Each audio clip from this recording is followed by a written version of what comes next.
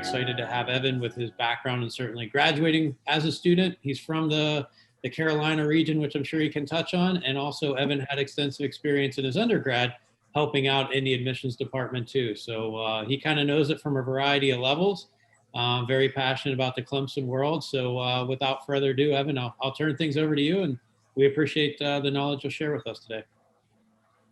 Thank you, sir. I appreciate it. I'm going to need you to help me rewrite my resume whenever we're done with this. You make me sound a lot better than I consider myself to be. But yeah, good morning, everybody. Thanks so much for having me. Like Jason mentioned, I'm Evan. I am one of the freshman counselors within our undergraduate admissions office. I review applications from this year, at least. I covered Pennsylvania, New Jersey, and Delaware. So I was not able to get a hold of my colleague who handles, a little bit more west of that, some of the Michigan, Ohio area, Phil Leal Daniels. I'll be happy to pass along his contact information for anybody who might need to reach out to him. But typically we tell students, if you can, try to get in contact with your regional admissions counselor, but if not, you'll pretty much get the same set of information from everybody. So really not a huge deal there. But yeah, I graduated a couple of years ago. I was a tour guide during my time at Clemson. So for about 3 years, I led the campus tours for prospective students and families. And I was a sports communication major, but as I gave more tours and kind of progressed through senior year, I realized I like talking about Clemson a little bit more than I like talking about sports. So luckily this position was available, and they made the mistake of letting me have it because now they're stuck with me. I have been working with New Jersey for the last 2 years, but it was this past year that I took on Pennsylvania, and been really excited to work with a lot of those schools and counselors, and hoping to continue that rolling forward through next year. We've kind of handled our regional, assignments a little bit differently, but we're hoping to, nail it down to more actual, regional responsibilities. But yeah, I do have a presentation that we can roll through. It's our out-of-state counselor presentation that a member of our communications team put together for us. And so it's kind of got some numbers and breakdowns, from this year's application cycle. And then of course, what we're trying to communicate to some juniors and sophomores and things like that, looking ahead. So and we can roll through that and hash some of that out. And then I'll be happy to take any questions or, converse a little bit more at the end. So let me go through the all too familiar song and dance of sharing my screen and asking if you can hopefully see it, which by now you should.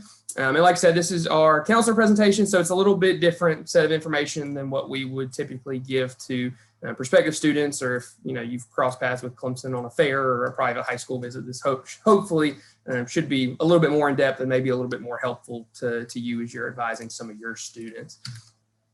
So as far as this year's cycle, stop me if you've heard this before, it's been unprecedented. That's been our vocabulary word for the last year, and probably been everybody's vocabulary word for the last 12 months or so.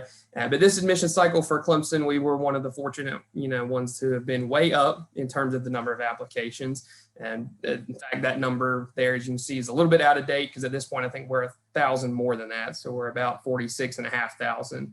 At this point, which is far and away, more applications than Clemson has ever received. I think our previous record was like 29,600, something like that. So we never crossed that 30,000 application threshold, and I think we did that around October or so. So it has been a good year in terms of number of applications for us. We've also, gotten a stronger applicant pool as well. Some of the numbers at the very bottom of this screen, just in terms of the test scores for those who did submit scores, that's kind of went up for us as well. So on our end of things, it's been good, but obviously unpredictable. So we're still kind of wading through some of that as this year's cycle does roll down. Now, we were expecting an increase in the number of applications this year because this was our first year on Common App. We were excited about that development. About this time last year and over the summer, we were excited to announce that. So we were kind of already expecting, an uptick in the number of applications. Well, then of course with test optional and some of these other factors that certainly helped to boost those numbers as well. And Common App, as you can see, made up for a overwhelming majority of where our applications come from or came from this year. We are on 3 different platforms. There's the Direct to Clemson application on our website. And then we've been on Coalition for the past few years as well. So Common App, so far so good. Hoping to see that number stay pretty high moving ahead to next year as well. And then, I mean, of course, across the board, in-state versus out-of-state applications, all of those were surprisingly up, and our acceptance rates were a little bit adjusted in part to that, but still hovering around that 50% acceptance rate. That's usually the number that I ballpark, you know, whenever a student says, well, what is your acceptance rate? Usually I give them about 50%, and then kind of when you start to factor in our bridge program and summer and some alternative acceptances, it gets a little bit closer to about 60% of the applicant pool who gets offered away into Clemson. So that number, you know, percentage wise, at least went down a little bit this year, but the number of applications, or the number of acceptances rather, that we've sent out has increased, just, you know, with the uncertain yield rates and matriculation and whatever summer melt ends up looking like. So not only did we receive a record number of applicants, we also admitted a record number of applicants, which was really exciting as well. And then some of these breakdowns just for, like I said, our alternative acceptance options, and we'll walk through those here in just a few slides. But yeah, to the surprise of not all that many people in the grand scheme of things, Clemson got a healthy number of applications this year. So this is a breakdown of our decision types. When an applicant applies to Clemson, this is most likely going to be what they receive, in addition to, you know, a straight up acceptance or a straight up denial. So this is kind of the middle ground. So for starters, Tigertown Summerbound, this is a newer program for us. This summer will be our third year hosting this program, and obviously the first 2 years looked a little bit different in comparison to each other. We'll dive a little bit more in depth into what TTSB actually is here in just a little bit, but you can kind of think of that as the next step down from an acceptance. So it's for, you know, the group of students who are invited to TTSB, they're still academically competitive. They're still really good students. We still, you know, believe that they have what it takes to get into Clemson. But our freshman year class size limitations really don't allow us to, you know, admit as many people straight into fall as we would like to. So the students admitted to TTSB are able to take a couple of courses over the summer that help preserve some of that classroom space and also get them a jump start on college life. Then the next step down would be bridge. As far as out-of-state students, I'll be honest, not a lot are going to get admitted into this program. It is primarily geared toward in-state students, legacy students, you know, diversity students, things like that. Again, offering them a pathway into Clemson. So I think some of the numbers on the previous slide kind of broke down who was admitted into the bridge program. So like I said, for an out-of-state non-legacy applicant, probably not going to be a bridge offer, but we'll kind of spell out a little bit of what that program looks like as well, just in case, you know, any of your students do receive an offer to participate in that program. Obviously, there's the wait list, and that has certainly seen a healthy number of applicants added to it this year as well, and that's part of what we're obviously still working through.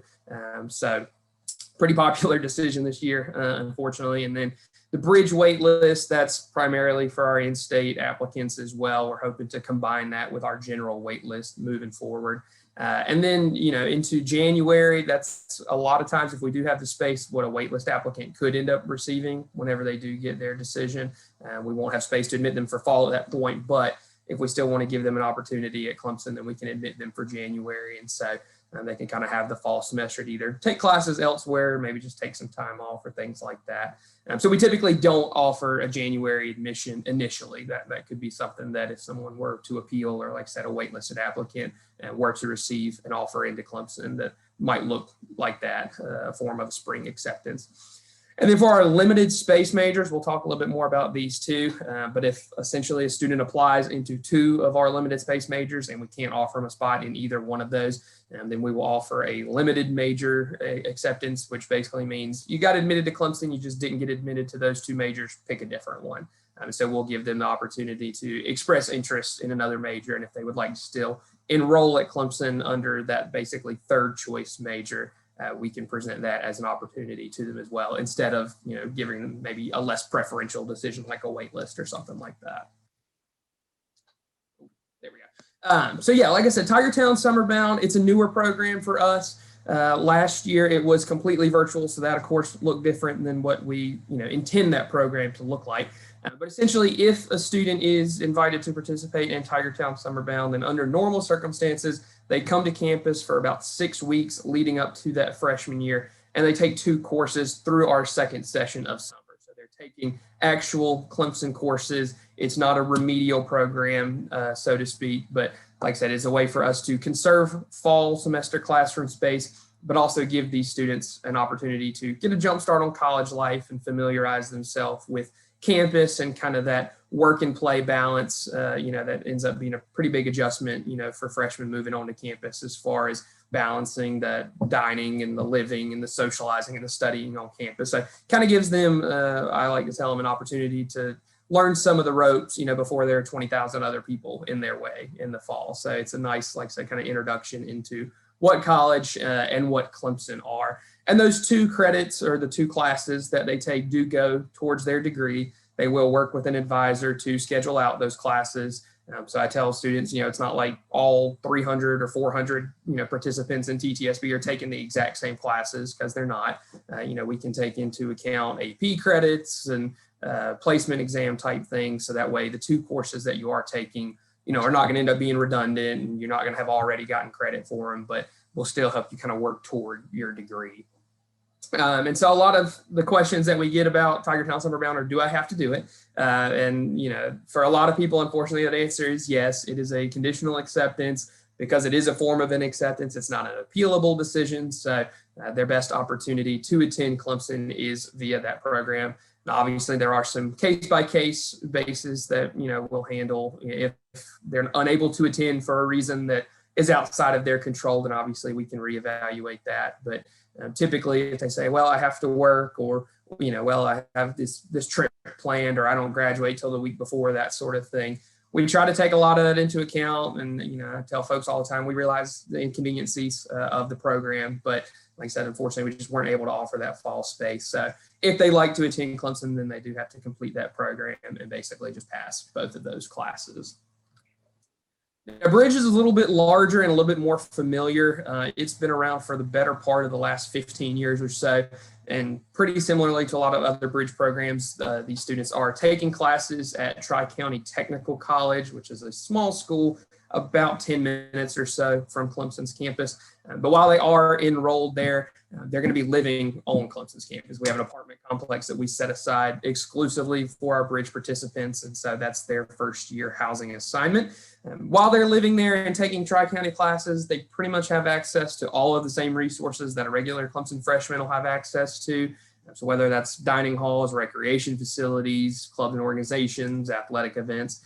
The only thing they won't be able to participate in that first year is Greek life. So they will have to wait till their second year when they're fully enrolled at Clemson to go through the rush or recruitment process. But all those same perks at their disposal.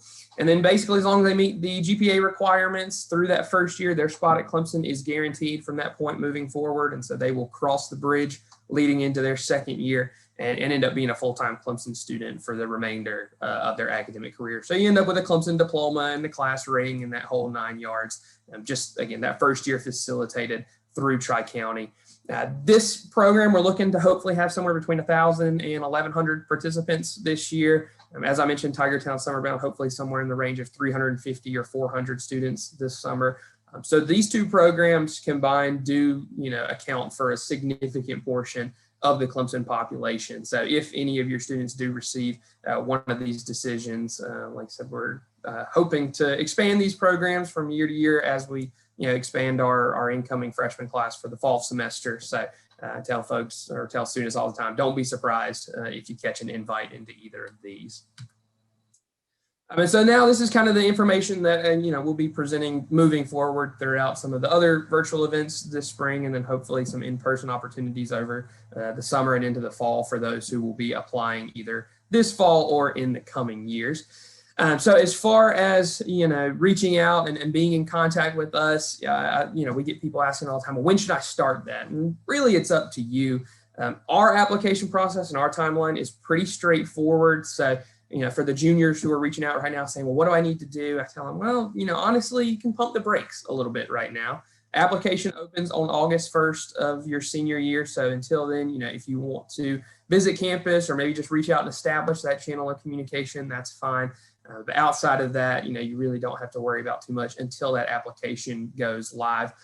All of our contact information, all of the application information, the timeline, everything is on our website. So if they haven't found a lot of that information, that's usually where I will point them to start.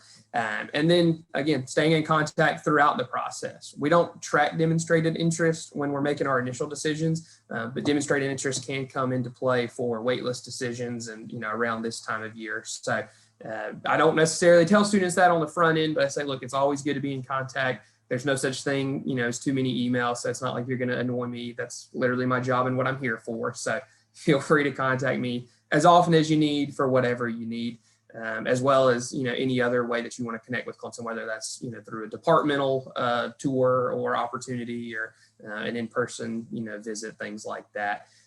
But then as they, like I said, move into the fall of their senior year, our timeline ends up being pretty straightforward. As I mentioned, application opens on August the 1st, and we operate on a priority notification system. So as long as they apply on or before December 1st, they'll have met that priority notification deadline. We don't do any official kind of early action or early decision at this time, and we also don't have a true rolling admission. So I tell students, we'll start rolling out some decisions in October, November, and through, the middle of February. So a couple hundred people or so might end up hearing back sooner rather than later, but a vast majority of our applicants are going to hear back right around Valentine's Day, give or take a couple of days. So it never hurts to apply earlier rather than later, especially when it comes to housing assignments. The housing office does determine priority based on the applicant's application date. So the earlier you apply, in theory, the better your chances of getting the residence hall that you want. So we definitely encourage applying earlier rather than later, but as long as it's before December 1st, they've met that priority notification deadline. And then everything else going to be due December 31st. So transcript and test scores are normally the only two requirements that we have in addition to the application. If they have a resume or letters of recommendation or anything else, those are all optional pieces of our application, and they're going to be due at the end of December of senior year as well. And like I said, we usually shoot for mid-February for a vast majority of our decisions to go out, and we'll leave the application open until May 1st so they can continue to apply throughout spring of senior year. But they have missed some of those important fall dates and deadlines. Another reason that December 1st is going to be important that I forgot to mention, applicants who meet our priority notification deadline are going to automatically be considered for merit scholarship. We don't have a separate application process for that. All they have to do is apply on time. So if they do wait until the spring or wait until after December 1st to apply, then unfortunately they will not be considered for merit scholarship, won't qualify for that. So that might itself be the biggest reason to apply earlier rather than later. Now, this is straight off of our virtual visit slideshow or our private visit slideshow. This is, how we tell students what our process looks like on the back end of things. And so as far as test scores, we were test optional this past year, but for those who do or did elect to send scores, we don't self-report, we don't allow for that. So test scores do have to come directly from the testing agency. We put it in bold because that's been a pretty popular question among students recently is, are we going to be test optional for next year? And my answer is IDK TBD. Our board of trustees is meeting next Friday, I think. I'm not necessarily counting on the decision to be made then, but maybe in their July meeting. But either way, I've been telling students to, stay in contact with us over the summer. I expect that decision to come sometime in June or July. But we'll let you know with plenty of heads up before the application opens on August 1st. So until then, would recommend students, if they can sit for an SAT or ACT, would certainly not hurt to do so. And then if we do elect to remain test optional, then obviously the ball's in their court as far as whether they want to send those scores to us or not. But if we do end up reverting back to test scores being required, then would certainly not hurt to have a score on file, prior to senior year, and then hopefully be able to retake sometime throughout the fall, because we will super score both the SAT and the ACT. So certainly would be beneficial to take either or both multiple times. As far as major selection, we do admit directly into majors. So when they go to fill out the application, they will have two different choices. We recommend putting down two different choices. If they put the same major down twice, or if they leave that second option blank, then obviously they're hurting their chances of admission right off the bat. So they will be applying directly into the major, but also directly into the college, even if it is a pre-business or a general engineering major. So for both of those students come in under all disciplines, and that first year is kind of just an introduction into what life as a business major or what life as an engineering major is going to be like. And they'll select their specific major at the end of that freshman year or beginning of sophomore year. So there's not a reapplication process or anything like that, but as they fill out the application, they'll notice it says, business all areas or engineering all areas, just admitted generally. And then, like I said, taking those prereqs and gen eds the first year before deciding on a specific one. The application fee, $70. We accept all the national fee waivers. There's even some automatic ones built into the application on our website. So I do recommend students using the Direct to Clemson application for that reason, but also because it's, I think, a little quicker and easier since we don't require any essays or anything like that. But students can always reach out to us if they have fee waiver questions, but certainly, encouraged to exhaust some of those other opportunities first as well. Then, like I mentioned, we are on the 3 different platforms as far as where our application is hosted. So Common App probably going to be the most popular one again this year, but like I mentioned, the one on our website I think is a little bit quicker and easier. And obviously Coalition going to be pretty intuitive as well, kind of similar to Common App. Now, as far as what our review process entails, the high school performance is going to certainly be the most important factor. And the GPA, the class standing, and the rigor of the courses are kind of how we break down what high school performance is.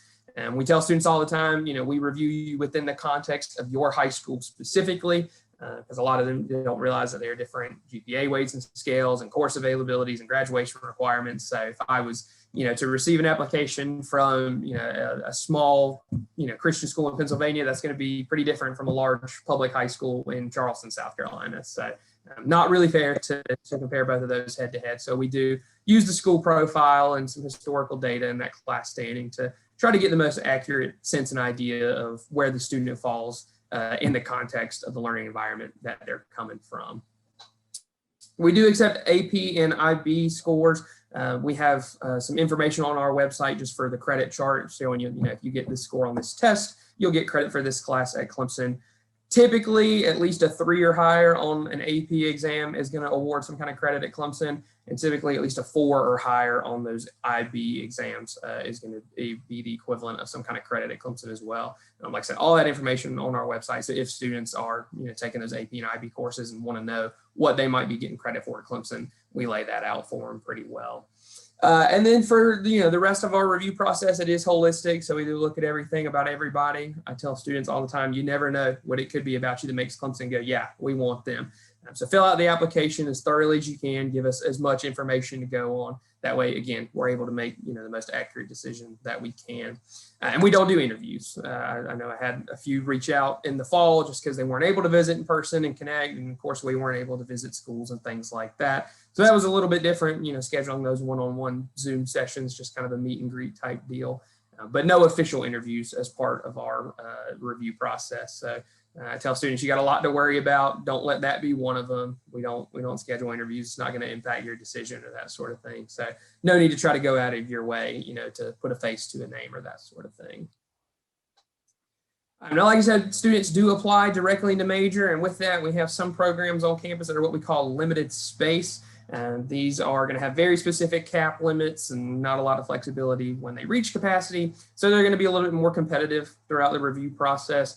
We have some of the top ones listed here at the top of this slide. Sports comm, health science, and nursing are typically the top 3 in that order. And then regular communication typically is going to be a little bit limited on space as well. Architecture, and then all of our education-based majors are going to be smaller in limited space, but the amount of applications that they receive, in relation to the amount of space they have, typically don't make them quite as competitive as some of these other majors. But for sports comm and I think nursing are 2 of the big ones that we get questions about. Those obviously receive a large number of applications, don't have a large number of space. And so for applicants who are interested in any of our limited space majors, but definitely those in particular, would highly recommend putting down a non-limited space major as their second choice. So if we run into a situation where, and this third bullet point kind of touches on this, if they put down sports comm as their first choice, comm as their second choice, that's a pretty popular tag team. nursing, health science, or vice versa. We see that pretty commonly as well.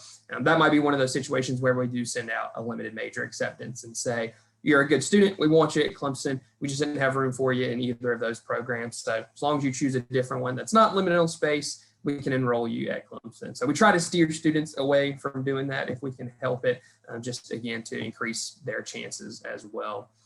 Engineering, this is one that, obviously is popular and obviously has some really good students applying into it, but it's one of our larger programs on campus. And so space typically isn't an issue. I tell students we're going to end up getting thousands of engineering applications. We're also going to admit thousands of engineering majors. So even though, it is popular and even though there's some really good students applying into it, it's typically not limited from a capacity standpoint, just because we do have, a plethora of resources available to accommodate additional engineering majors.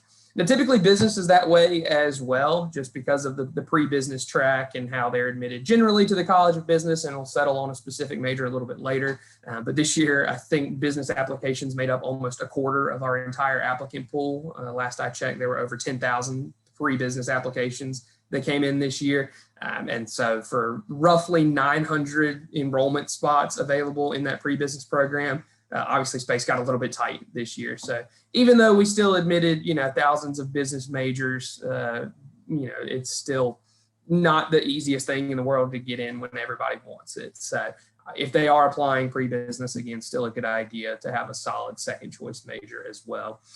And then I think the second to last bullet point is pretty important. I've gotten the question several times of, well, if you admit directly into major, which one should I be applying into? You said there are some that are harder to get into. Well, which ones are easier to get into? And I always say, well, good question. There aren't any. There's some majors that are going to be harder to get into, but there are not really any that are easier to get into. So as far as kind of that back door, they think they're being sneaky and want to try to get into what they think they can get into, not necessarily what they want. Not the greatest game in the world to play. So definitely, encouraging students, put down the major that you want, not the one that you think you're going to get. Because if you do end up in a program that you don't want to be a part of, we don't want you stuck in that program, especially as an out-of-state student. Something tells me it's probably not going to go over all that well for you to have to be paying out-of-state tuition for a major you're really not that interested in. So try to, again, I encourage students, put down what you're really interested in. And then that second choice, put something else you might be interested in as well. I ran into a situation last year where a father called me and his daughter had gotten into her second choice major. And he said, well, she doesn't really want that. That's not what she wants. I don't know what to tell you. She should have put down something she wanted, So just, again, encouraging, put down two good choices of major, that the student is interested in as well. All of our majors on our website, and we're working hopefully on some more comprehensive ways to go through some of our majors and compare to see which ones are similar or what, an applicant might be interested in addition to their first choice as well. And then as far as Clemson itself, in case you're not familiar with the setting, we are a pretty centrally located small town. We are in the city of Clemson, South Carolina, about halfway between Charlotte and Atlanta, and about 45 minutes or so from Greenville, South Carolina. So that's our nearest large city, for the sake of travel, but also just for the sake of orientation on a map. We are in that Greenville area, in the city of Clemson, South Carolina, which not a lot of people realize. I tell folks all the time, if the university wasn't here, you would probably never hear of the city of Clemson, South Carolina. It's a pretty small, rural, family-friendly community. So safety is a real big thing that we get a lot of questions on, but that, we're real proud of the safety measures that we have and, the safety level of campus as well. Probably heard of the Clemson family or at least seen it in action. We are a pretty passionate fan base and an alumni base. So as far as, being a part of that kind of community aspect, we're real big on that part of student life. So it's going to be really easy for students to get involved on campus and meet people because, like I said, we are a very, very passionate and positive atmosphere to be a part of. Like I said, high involvement clubs, organizations, intramural sports. We have about 600 different student groups and organizations and about 35 different club and intramural sports. So those are going to be great outlets, for students to get connected with campus life. We always like to brag on our Career Service Center if we can help it, because this is something that we are really good at as well.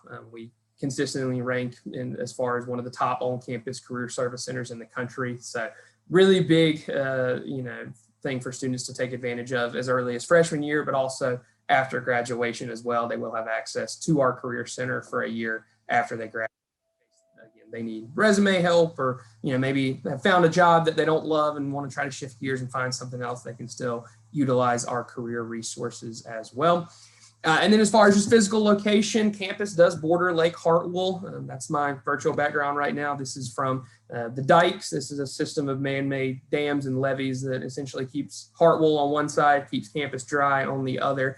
So water sports and any other kind of outdoor recreation being here in the foothills of the Blue Ridge Mountains as well. We're really big on that kind of thing. Also about 4 hours or so from the coast. So if there's any kind of outdoor recreation, we're going to find a way to take advantage of it. Like I said, this time of year, the lake gets a lot of action, whether that's our rowing, our sailing, our water sports club, or maybe just folks out here for a picnic or a jog or walking a dog, that sort of thing. So we really, really like where we're at. It's kind of the best of both worlds because you've got that medium to large size university, 20,000 undergrads, 26,000 people total, but you've also got that small town kind of rural feel, and it's a true college town. So everything that's going on in and around the area is going on because the university is here.